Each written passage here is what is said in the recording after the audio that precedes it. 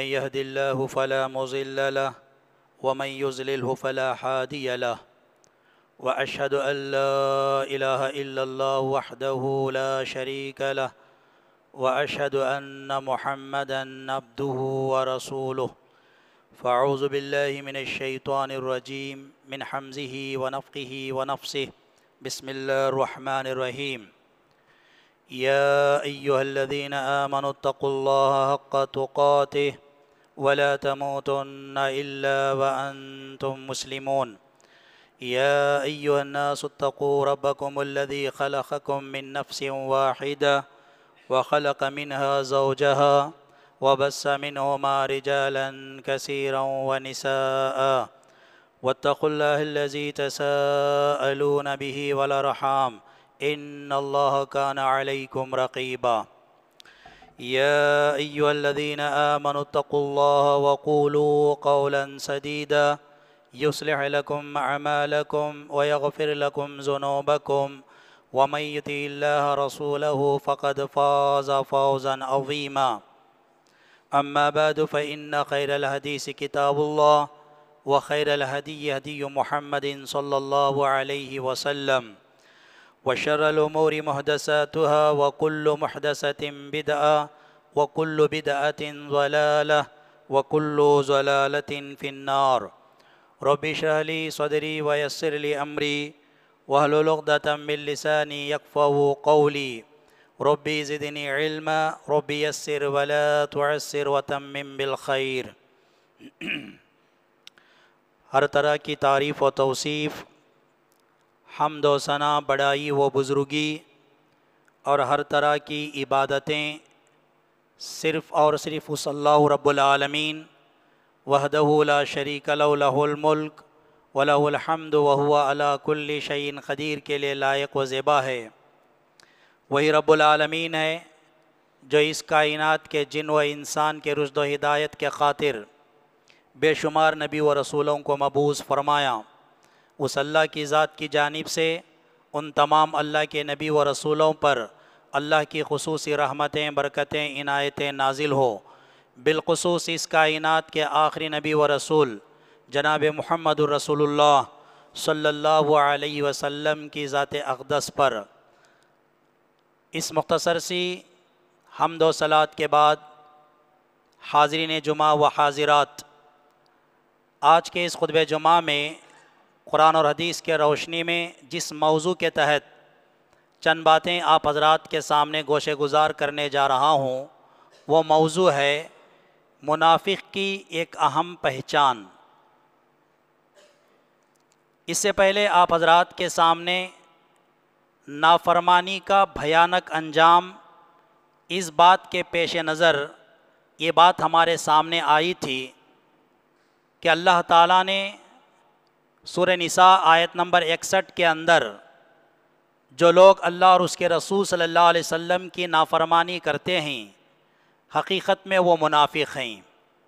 جیسا کہ اللہ نے فرمایا تھا وَإِذَا قِيلَ لَهُمْ تَعَالَوْا إِلَى مَا أَنزَلَ اللَّهُ وَإِلَى الرَّسُولِ رَأَيْتَ الْمُنَافِقِينَ يَصُدُّونَ عَنْكَ صُدُودًا۔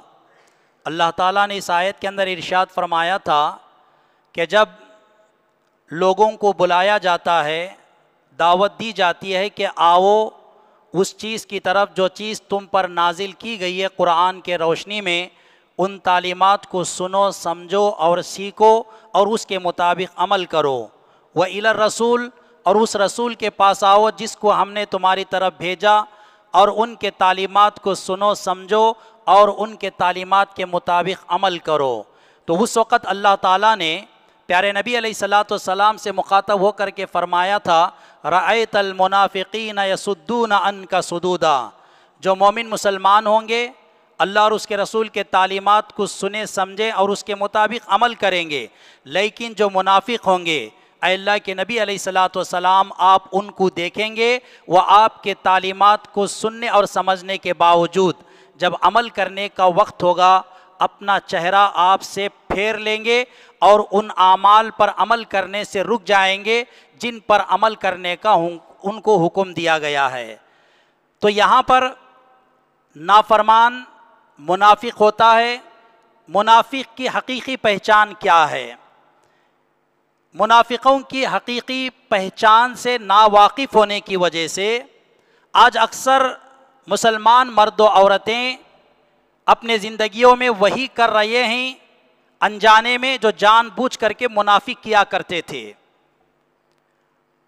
اسی بات کے پیش نظر ہمارے سامنے بات آئی تھی کہ نفاق دلوں کی ایک بیماری ہے، اور جب بیماری کی بات آئی تھی تو سماج اور سوسائٹی کے اندر دن بدن عام ہوتی ہوئی ایک بیماری، پھیلتی ہوئی ایک بیماری وہ ہے نشہ، اور اس کے بہت سارے مسائل درمیان میں آپ کے سامنے لائے گئے۔ یہ جو نفاق ہے، اللہ رب العالمین فرماتا ہے کہ ان کے بدعمالیوں کے نتیجے میں نفاق کو ہم پیدا کر دیتے ہیں، اور یہ نفاق دن بدن بڑھتے چلے جاتا ہے۔ اب اگر ہم اپنے آپ کو مسلمان سمجھتے ہیں اور نفاق سے اپنے آپ کو بچانے کی کوشش کرتے ہیں، جب تک نفاق کے ذریعے سے ایک مسلمان جو منافق بن جاتا ہے تو اس منافق مسلمان کی پہچان کیا ہیں اور اس منافق مسلمان کی علامتیں کیا ہیں، جب تک اس کا خلاصہ نہ ہو ہم اپنے آپ کو ایک مسلمان ہونے کی حیثیت سے نفاق سے روک نہیں سکتے، منافق ہونے سے بچا نہیں سکتے۔ تو انشاءاللہ اسی بات کے پیش نظر آج کے اس خطبہ جمعہ میں منافق کی ایک اہم پہچان، اس کی ایک اہم علامت بیان کی جائے گی۔ وہ علامت اور وہ پہچان یہ ہے کہ نمازوں میں سستی کرنا۔ آئے دن مسجدیں جو اللہ کے گھر ہیں، اللہ کی عبادت کے لیے تعمیر کیے گئے ہیں، اور تعمیر کرنے کو لے کر ہر کوئی ذمہ دار مسجدوں کو عالیشان طریقے سے تعمیر کر رہے ہیں، ہر طرح کی سہولت فراہم کرنے کی کوشش کر رہے ہیں، لیکن اس کے باوجود جتنے تعداد میں مسلمان مردوں کا مسجدوں کو آ کر فرض نمازوں کو باجماعت ادا کرنا چاہیے، میں باجماعت نماز پڑھنے والے مسلمانوں کی بات کر رہا ہوں، اس کے پیچھے ایک مطلب ہے کہ باجماعت نماز پڑھنے والوں کی تعداد دن بدن کم ہوتے چلے جا رہی ہے۔ ہمارے ایک ساتھی بتا رہے تھے کہ مولانا نمازوں کی تعداد کم ہو رہی ہے، نماز کے بارے میں موضوع ہونا چاہیے۔ تو میں نے سمجھا اور مناسب سمجھا کہ منافق کی جو پہچان، جو علامت ہے میرے موضوع سے جڑی ہے، تو لہٰذا وہی علامت اور وہی پہچان آپ کے سامنے رکھوں، اور وہ علامت ہے نمازوں میں سستی کرنا۔ قرآن مجید کی سورہ نساء آیت نمبر 142 کے اندر اللہ رب العالمین نے بڑے بہترین انداز میں اس کا تذکرہ کیا ہے۔ ان المنافقین، یقیناً منافق وہ ہے، یخادعون اللہ، جو اللہ کو دھوکہ دینا چاہتا ہے، وہو خادعہم، جبکہ اللہ تعالی اس کے دھوکے کا بڑا خطرناک بدلہ دینے والا ہے۔ اب کیا دھوکہ دے رہا ہے منافق؟ منافق کے بارے میں یہ بتا دیا گیا کہ یہ اللہ کو دھوکہ دینا چاہتا ہے، اور اللہ نے بھی پلٹ کر کے جواب دیا، تم مجھے دھوکہ دینا چاہتے ہو، دھوکہ تو دے نہیں سکتے، لیکن جو تم دھوکہ دے رہے ہو اس کے عوض میں، اس کے بدلے میں جو خطرناک بدلہ تم پانے والے ہو وہ تم پاؤ گے۔ اب اس کے بعد اللہ رب العالمین فوراً اس منافق کی پہچان اور علامت کا تذکرہ کیا، وَإِذَا خَامُوا إِلَى الصَّلَاةِ خَامُوا كُسَالَىٰ۔ یہ جو منافق دھوکہ دینے والا ہے، یہ کیا کرتا ہے؟ یہ نماز پڑھتا ہے، نماز پڑھ کر کے دھوکہ دیتا ہے اللہ تعالیٰ کو، نماز پڑھ کر کے اللہ کو دھوکہ دینے کی کوشش کرتا ہے۔ ذرا غور کرے الفاظ کے اوپر، وَإِذَا قَامُوا إِلَى الصَّلَاةِ قَامُوا كُسَالَىٰ، قرآن میں اللہ خود کہہ رہا ہے جب وہ کھڑے ہوتا ہے نماز کے لیے، وَإِذَا قَامُوا إِلَى الصَّلَاةِ، یا آتا ہے نماز کے لیے، قَامُوا كُسَالَىٰ، بڑی سستی سے آتا ہے، سستی سے نماز پڑھتا ہے لیکن نماز پڑھتا ہے۔ ایک آدمی نماز پڑھے یا نماز پڑھنے کے لیے آئے، سستی سے نماز پڑھے، اس کے باوجود بھی اسے کہا گیا کہ وہ منافق ہے، یہ دھوکہ دے رہا ہے۔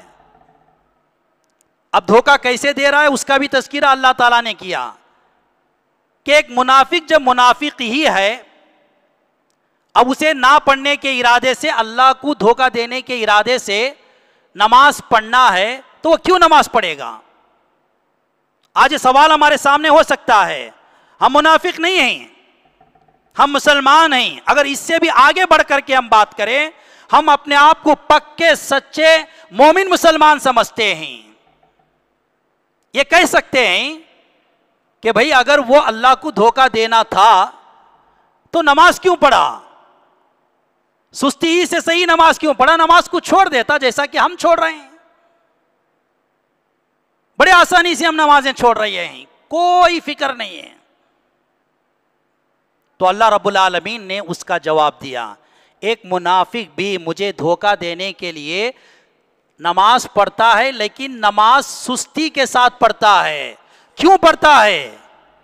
یراؤن الناس، تاکہ وہ لوگوں کو دکھائیں، لوگوں کو دکھانے کے لیے نماز پڑھتا ہے۔ اب وہ نماز پڑھ کر کے لوگوں کو کیا دکھا رہا ہے؟ غور کریں آپ لوگ، وہ نماز پڑھ کر کے لوگوں کو کیا دکھانا چاہ رہا ہے؟ کیا یہ دکھانا چاہ رہا ہے کہ میں اللہ کو دھوکہ دے رہا ہوں؟ جبکہ وہ سستی کے ساتھ نماز پڑھ رہا ہے۔ تو اللہ تعالیٰ کہتا ہے وہ لوگوں کو دکھانا چاہتا ہے، دکھاوے کی نماز پڑھتا ہے کہ میں مسلمان ہوں، میں مسلمان ہوں، اور یہ سرٹیفکیٹ لے کر کے وہ اللہ کے نبی علیہ الصلوۃ والسلام کے خدمت میں آتے تھے، صحابہ کے خدمت میں آتے تھے، اور ایک منافق ہونے کے ناطے جو چال بازیاں ان کو چلنا تھا اسے چلنے کی کوشش کرتے تھے۔ اللہ کو دھوکہ دینے کی کوشش، اللہ کے نبی علیہ الصلوۃ والسلام کو دھوکہ دینے کی کوشش، اسلام اور مسلمانوں کو دھوکہ دینے کی کوشش، اور اس دھوکہ دینے کے کوشش کے لیے راستہ نکالتے تھے نماز پڑھنا، کیونکہ ان کے سامنے کوئی راستہ نہیں تھا اپنے آپ کو مسلمان ثابت کرنے کے لیے نماز پڑھنے کے علاوہ۔ اور اس زمانے میں سمجھا ہی جاتا تھا اس کو مسلمان جو نماز پڑھتا تھا، نماز ہی اس کی پہچان تھی، نماز ہی اس کی علامت تھی کہ وہ مسلمان ہیں۔ منافقوں نے اس بات کو اچھی طرح سمجھ لیا تھا، لیکن میں سوال کرنا چاہتا ہوں، آج سے 1400-1500 سال پہلے منافقوں نے سمجھ لیا کہ اسلام کے اندر اپنے آپ کو مسلمان کہنے کے بعد اس پر قائم رہنے کے لیے جب تک وہ نماز نہیں پڑھتا وہ اسلام میں قائم رہ کر کے اپنے آپ کو مسلمان بنا ہی نہیں سکتا۔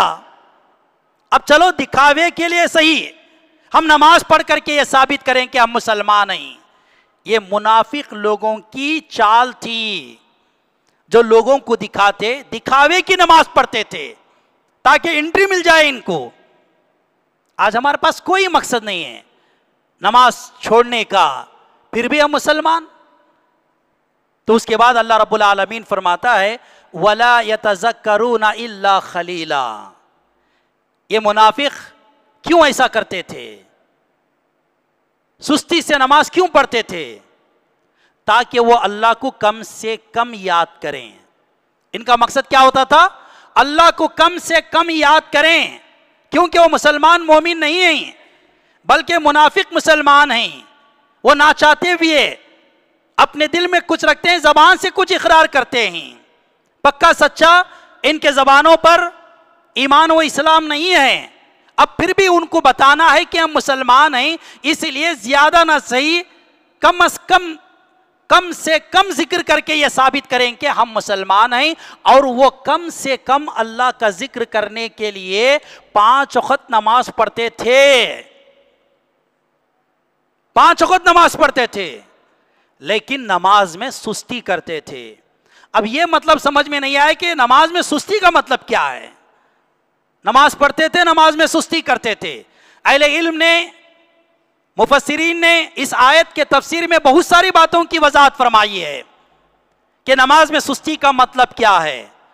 بہت سارے مطلبوں میں سے ایک اہم مطلب عبداللہ بن مسعود رضی اللہ تعالیٰ عنہ منافقوں کی سستی کا تذکرہ بڑے واضح اور بڑے بہترین انداز میں کیا۔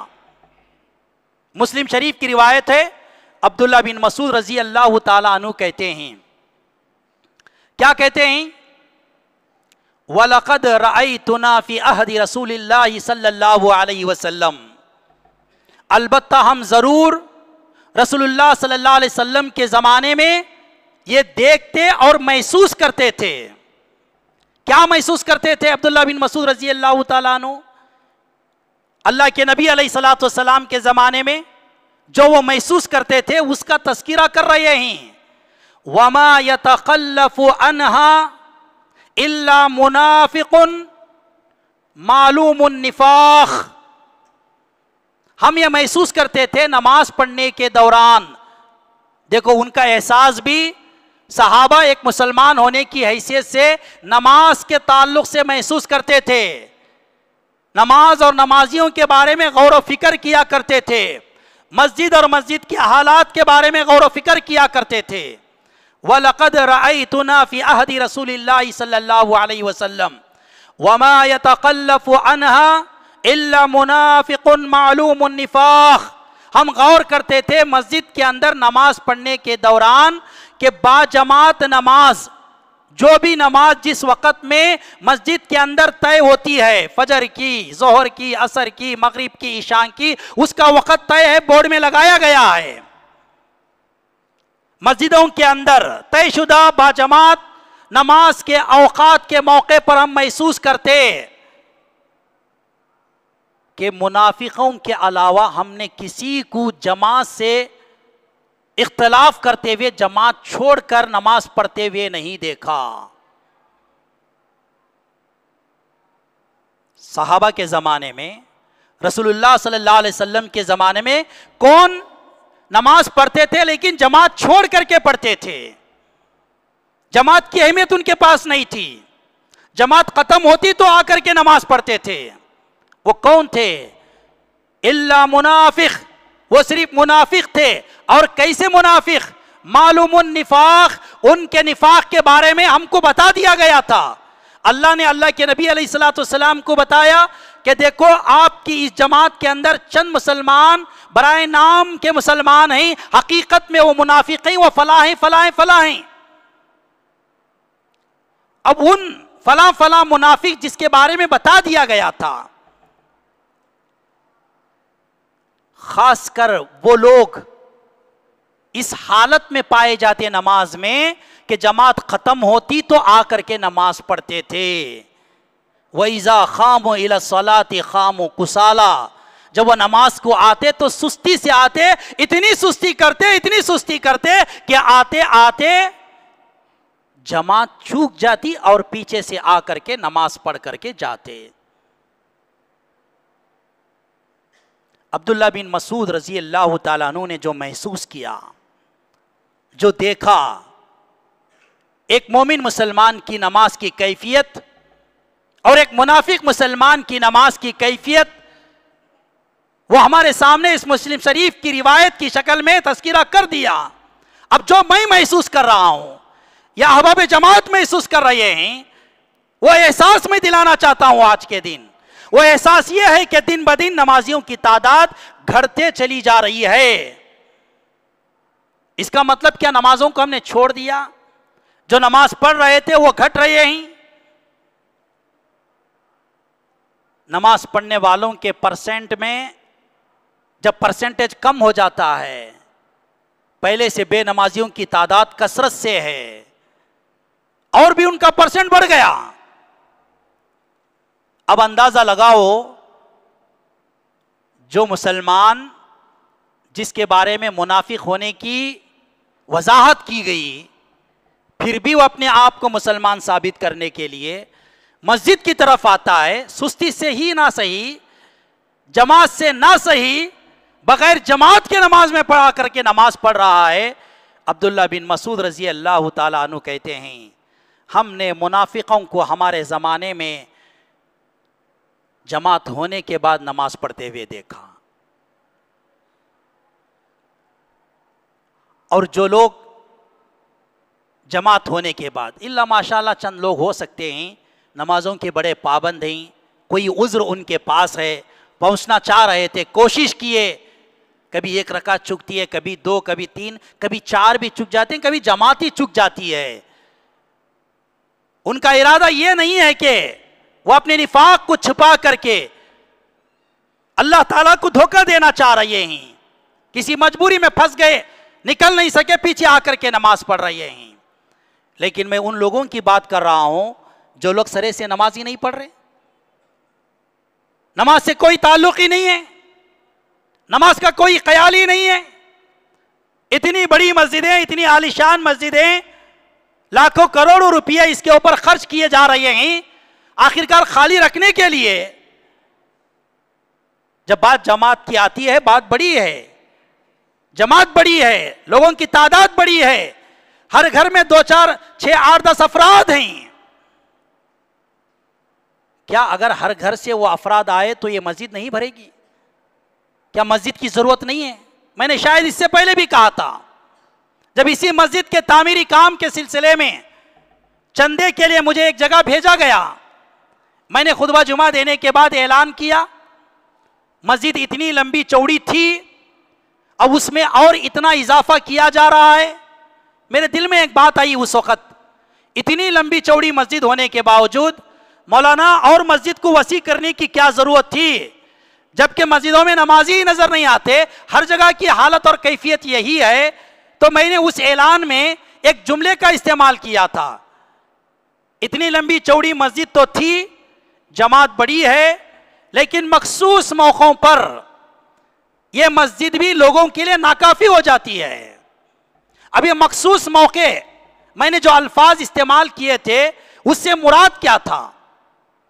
اس سے مراد یہی تھا کہ کبھی جمعہ کے موقع پر، کبھی رمضان میں یا تاخیراتوں کے موقع پر، یا کبھی کیا ہے جنازے کے نماز کے لیے جو لوگ آتے ہیں، جنازے کی نماز کے لیے، اس موقع پر الحمدللہ ہم نے دیکھا، ہم نے محسوس تجربہ بھی کیا کہ ابھی قریب میں ہماری اس مسجد کے صدر محترم جناب بیر رؤوف صاحب کا انتقال ہوا، مغرب کی نماز ہم نے باہر پڑھا جہاں چپل ہم چھوڑ رہے تھے، ایک مخصوص موقع تھا وہ۔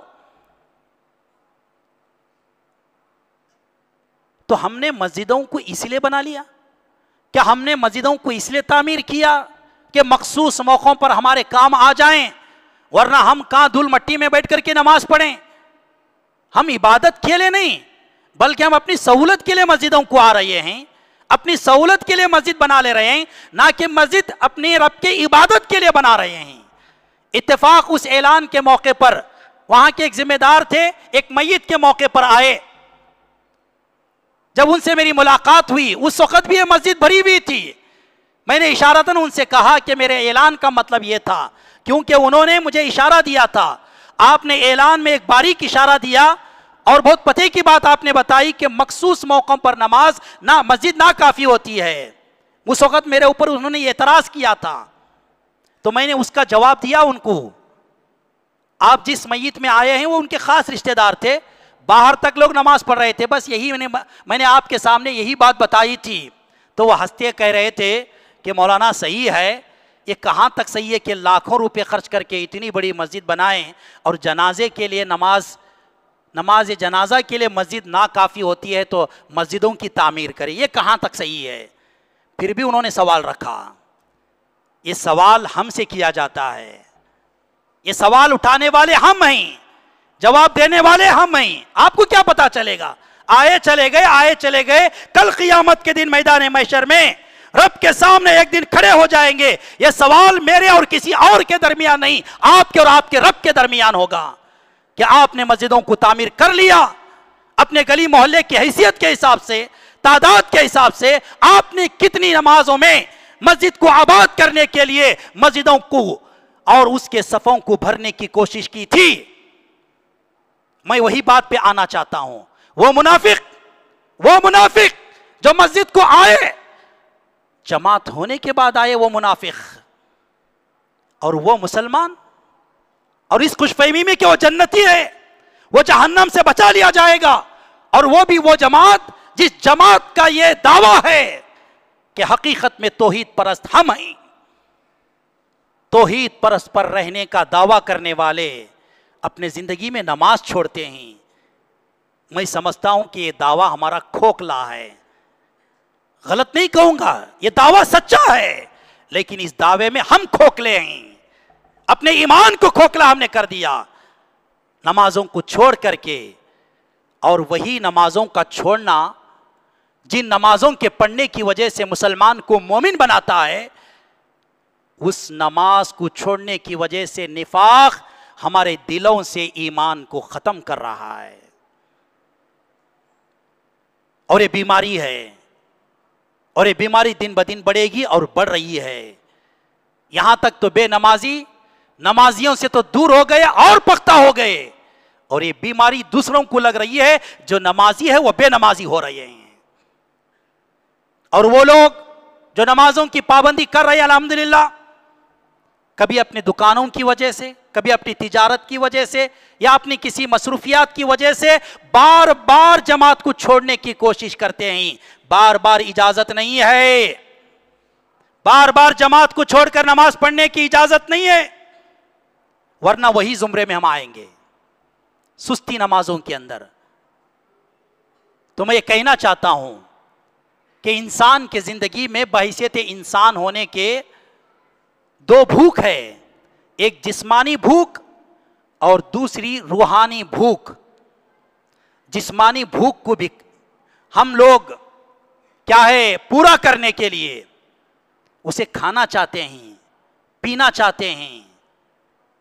ہم نے اس ضرورت کو پورا کرنے کے لیے خوب کمایا، تجارت کی، ہنر کا استعمال کیا، مزدوری کر رہے ہیں۔ ہم کو کون کہہ رہا ہے کہ صبح کو اٹھنے کے بعد دکان کھولو، مزدوری کے کام کے لیے جاؤ، جبکہ وہاں جا کر اپنا پیسہ خرچ کرنا، اپنا وقت کرنا، اپنا تجربہ لگانا، محنت کرنا، پسینہ بہانا، دھول مٹی میں ایک ہونا کسی نے نہیں کہا۔ ہم نے سورج نکلنے کے بعد اٹھ کر کے ہم نے ان کاموں کے لیے تیاری کی جو ہماری جسمانی بھوک کو مٹاتے ہیں، اور بار بار کہا جا رہا ہے آپ کی روحانی بھوک، جو روح کی بھوک ہے، وہ اللہ کی عبادت ہے، وہ اللہ کا ذکر ہے۔ آپ کے دلوں کے روح، آپ کے روحوں کا اطمینان اللہ تعالیٰ نے اللہ کے ذکر میں رکھا ہے، نمازوں کے اندر رکھا ہے، اللہ کے عبادت میں رکھا ہے۔ ہم نے اپنے روحانی بھوک کا کبھی احساس نہیں کیا۔ پیٹ کو بھوک لگی، کھا لی ہم نے، اور وہ کھانا پیٹ کی بھوک لگنے کے بعد جب ہم کھا لیتے ہیں، تھوڑی دیر کے بعد جو اس سے طاقت پہنچتی ہے، جسم کو طاقت ملنے کے بعد وہ فضلہ ہو جاتا ہے، ختم ہو جاتا ہے۔ اور روح کی روحانی بھوک جو عبادت اور ذکر الہی کی شکل میں کی جاتی ہے، ہم نے اپنے آپ کو اس بھوک کو محسوس نہیں کیا جو روح کو لگتی ہے، اور ایسی بھوک جس کے کھانے کے بعد روح کے اندر ہمیشہ برقرار رہتی ہے۔ کب تک؟ مرتے دم تک۔ جب مرنے کے بعد انسان کا جسم دنیا میں خبر کے اندر ختم ہو جاتا ہے، اگر کوئی چیز باقی رہتی ہے تو اس کے جسم کی روح باقی رہتی ہے، اللہ کے پاس پہنچائی جاتی ہے۔ اسی روح کے بھوک کے بارے میں پوچھا جائے گا، نہ کہ جسم کے بھوک کے بارے میں پوچھا جائے گا کہ تم نے اپنے جسم کے بھوک کو پورا کرنے کے لیے دن میں کتنے مرتبہ کھانے کی کوشش کرتے تھے، کیا کیا کھانے کی کوشش کرتے تھے، کن کن دعوتوں کا اہتمام کرتے تھے۔ دعوتوں کی بات کرے، آج مسلمان کھانے پہ آئے ہیں، کھانے کے ہر راستوں کو ہم نے کھول دیا، 11ویں شریف کے بھی کھانے، فلاں شریف کے بھی کھانے، اور کوئی دعوت ہم سے نہیں چک پا رہی ہے۔ اگر کوئی چک کر کے بھی کوئی دعوت دینے سے اگر ہم سے باز آ گیا، وہ ہمارے ہاتھ سے نہیں بچے گا، ہمارے ہاتھ سے نہیں بچے گا۔ کھانا پینا جسم کے لیے، وہ بھی ایک ایسا جسم مرتے دم تک ہمارا ساتھ، مرنے کے بعد جسم میں ختم، خبر کے اندر جسم ختم، اور جب میدان محشر میں وہ کھڑا کیا جائے گا، اس کی روح وہی ہوگی جو اس کے جسم میں تھی، اس کے جسم کو بدل دیا جائے گا۔ روحانی بھوک کی بات کون کریں؟ بارہا کہا جا رہا ہے ممبر رسول سے آپ کو نماز پڑھنا ہے، نماز پڑھنا ہے، نماز پڑھنا ہے. اور آج کے دن جو میں کہہ رہا ہوں، ہائیڈروجن بام جو کہا جاتا ہے کہ ایک مسلمان ہو کر کے نماز پڑھے، نماز نہ پڑھیں پھر بھی اپنے آپ کو مسلمان سمجھیں، وہ مسلمان سمجھ سکتا ہے، اس کا حق ہے، لیکن وہ اپنے آپ کو منافق سمجھ نہیں سکتا. کیا ہے؟ مومن نہیں سمجھ سکتا، کیونکہ وہ منافق ہو جاتا ہے. اور بڑے درد مندانہ دل سے میں یہ کہہ رہا ہوں، اگر میری اور آپ کی نماز چوک رہی ہے، ہم نفاق کی وجہ سے نہیں چھوڑ رہے، ہم اللہ کو دھوکہ دینے کے لیے نہیں چھوڑ رہے، ہم اللہ کے نبی کو دھوکہ دینے کے لیے نہیں چھوڑ رہے، ہم مسلمان اور اسلام کو دھوکہ دینے کے لیے نہیں چھوڑ رہے، یہ ہماری سستی ہے، یہ ہماری کاہلی ہے. فرق وہی ہے، منافق اور ہمارے درمیان وہ دھوکہ دینے کے ارادے سے سستی کرتا ہے، ہم لاپرواہی سے سستی کر رہے ہیں، لیکن کام تو وہی کر رہے ہیں. انصاف کی بات کریں، انصاف کی بات کریں. میں پوچھنا چاہتا ہوں، 5 وقت کے نمازیوں کا کیا قصور ہے؟ ان کا کیا گناہ ہے کہ وہ 5 وقت نماز پڑھتے ہیں اور جمعہ کو جمعہ پڑھنے والے جمعہ نماز پڑھ لیتے ہیں؟ کوئی مہینے میں 1 مرتبہ پڑھ لیتا ہے، کوئی سال میں 1 مرتبہ پڑھ لیتا ہے، سب مسلمان ایک. یہ کیسے ہو سکتا ہے؟ اسی لیے سورہ مومن آیت نمبر 58 اٹھا کر کے آپ جب اس کا تذکرہ سنیں گے، وَمَا يَسْتَوِي الْأَعْمَى وَالْبَصِيرُ، اللہ نے کہا جس طرح ایک بینا اور ایک اندھا برابر نہیں ہو سکتے، یعنی آنکھ رکھنے والا جس سے وہ دیکھتا ہے اور وہ جس کے پاس آنکھ نہیں ہے جس سے وہ دیکھ نہیں سکتا، اندھا اور دیکھنے والا یہ دونوں برابر نہیں ہو سکتے. جنرل بات ہے، سمجھنے کی بات ہے، یہ دونوں برابر نہیں ہو سکتے. اللہ نے کہا اسی طرح والذین آمنوا وعملوا الصالحات ولا المسیء، جس طرح اندھا اور دیکھنے والا برابر نہیں ہو سکتے، اسی طرح ایک وہ آدمی جو ایمان لایا ہے اور نیک اعمال کرتا ہے، اور اس کے مقابلے میں والمسیء وہ آدمی جو برا ہے.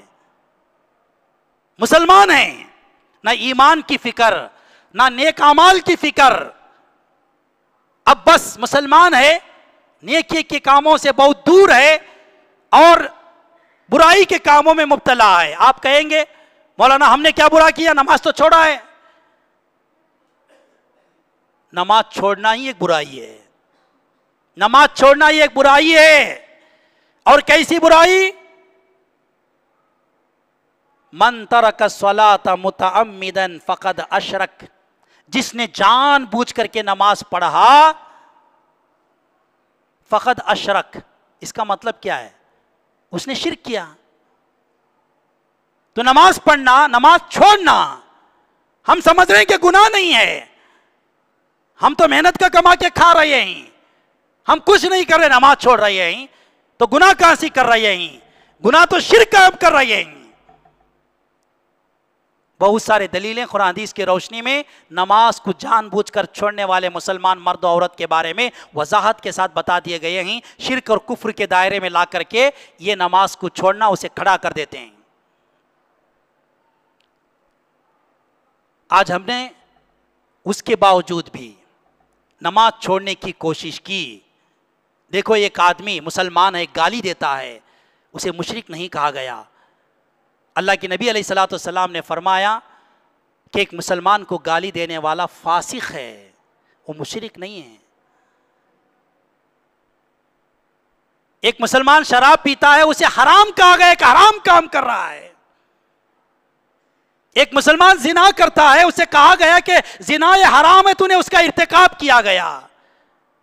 ہم وہ تو نہیں کرے، سمجھ رہے ہیں کہ ہم نے بچا لیا اپنے آپ کو گناہ سے، لیکن ایک ایسا گناہ کا کام کیا جسے ہم گناہ نہیں سمجھ رہے، جبکہ وہ حرام، فسق اس کے اوپر شرک میں لے کے جا رہا ہے. وہ ہے نماز کو چھوڑنا. تو کہتے ہیں عبداللہ بن مسعود رضی اللہ تعالیٰ عنہ کہ منافقوں کے علاوہ ہم نے کسی کو باجماعت نماز کے بعد مسجدوں میں آ کر نماز پڑھتے ہوئے نہیں دیکھا. اگر آج ہمارے زمانے میں باجماعت نہ صحیح، جماعت کے بعد آنا تو دور کی بات ہے، نمازوں کو ہی نہیں آتے، نمازوں کو ہی نہیں آتے، اب ایسوں کے بارے میں اور آپ کیا فیصلہ لیں گے؟ تو لہٰذا ہم کو چاہیے کہ اللہ کا ذکر کثرت سے کریں. اس کا ثبوت کیا ہے؟ کہ گھر میں بیٹھ کر کے قرآن پڑھیں گے. جسے نماز کی فرصت نہیں وہ قرآن کہاں پڑھے گا؟ جسے نماز سے فرصت نہیں وہ اللہ کا ذکر کہاں بیٹھ کر کے کرے گا؟ تو اللہ کا ذکر کثرت سے کرنے کے لیے 5 وقت نماز 24 گھنٹوں میں تقسیم کر دیے گئے ہیں. اور جو اس کی پابندی نہیں کرتے بلکہ پابندی کرنے کے ساتھ جماعت سے نہیں کرتے تو ان کا ذکر کم ہو رہا ہے ثواب کے اعتبار سے. ثواب کے اعتبار سے ایک جماعت جو آپ جماعت کے ساتھ نماز پڑھتے ہیں صرف ایک جماعت کا ثواب نہیں، 27 مرتبہ جماعت کے ساتھ نماز پڑھنے کا ثواب. اگر اسے چک رہی ہے تو ایک جماعت کا ثواب شاید اسے مل رہا ہے. اگر وہ نفاق کی وجہ سے پڑھ رہا ہے، دھوکے کی وجہ سے، وہ بھی نہیں ہے. تو اللہ نے ان کے بارے میں کہا وَلَا يَذْكُرُونَ إِلَّا خَلِيلًا. یہ لوگ اللہ کو کم سے کم یاد کرنے کے لیے کم از کم نمازوں کے ہونے کے بعد اللہ کو یاد کرتے ہیں.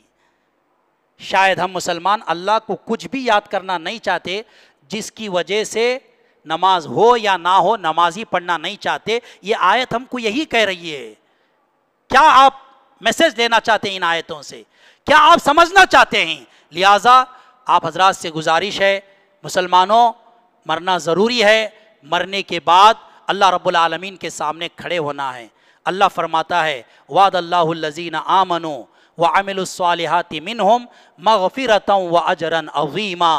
اللہ تعالیٰ نے سورۃ الحجرات کے تقریباً 29ویں آیت میں اس کا تذکرہ کیا. وعد اللہ الذین آمنوا، اللہ تعالیٰ وعدہ کرتا ہے ان لوگوں سے جو ایمان لائے، وعملوا الصالحات، اور جو نیک اعمال کیے، منہم یعنی مومنوں میں سے کون؟ جو نیک اعمال کرتے رہتے ہیں ان سے اللہ نے وعدہ کیا ایسے ہی لوگوں کی مغفرت ہوگی، اور جو بھی بدلہ دیا جائے گا ایسے ہی لوگوں کو دیا جائے گا. چاہے آپ سورہ مومن کی وہ آیت جو 50/8 کی میں نے رکھا، چاہے سورہ حجرات کی 29، اس میں ایمان اور عمل صالح کا تذکرہ کیا گیا اور برے لوگوں کا ذکر کیا گیا. اس میں تیسرے مسلمان کا ذکر نہیں ہے. مسلمان کا ذکر نہیں ہے تو مسلمان کہاں چلے گئے؟ مسلمان اسی وقت یاد کیا جائے گا اپنے نیک اعمال کے ذریعے سے وہ مومن بنائے گا تو اس کا شمار اللہ کے نظر میں مومن ہونے کے ناطے مسلمان ہوگا. انہی کو کچھ دینے کا وعدہ کیا گیا ہے.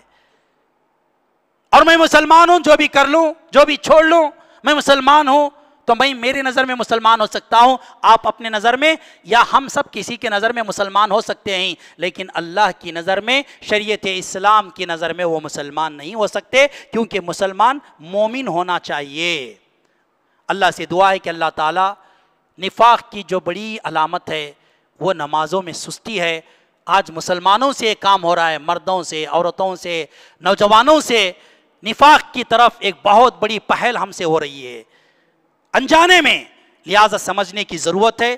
اگر یہ چیز اب تک نہیں سمجھے تھے انجانے ہونے کی وجہ سے، اللہ ہو سکتا ہے کہ معاف کرے، لیکن بات واضح ہو گئی ہے، کھلی ہو گئی کہ یہ کام منافقوں کا ہے. اب ایسی صورت میں اس کے باوجود بھی کریں گے تو نفاق کے دائرے میں جانے سے ہم کو کوئی چیز روک نہیں سکتی. اللہ تعالیٰ اس چیز سے ہماری حفاظت فرمائے. ربنا تقبل منا انك انت السميع العليم وتوب علينا انك انت التواب الرحيم. سبحان ربك رب العزة عما يصفون وسلام على المرسلين والحمد لله رب العالمين.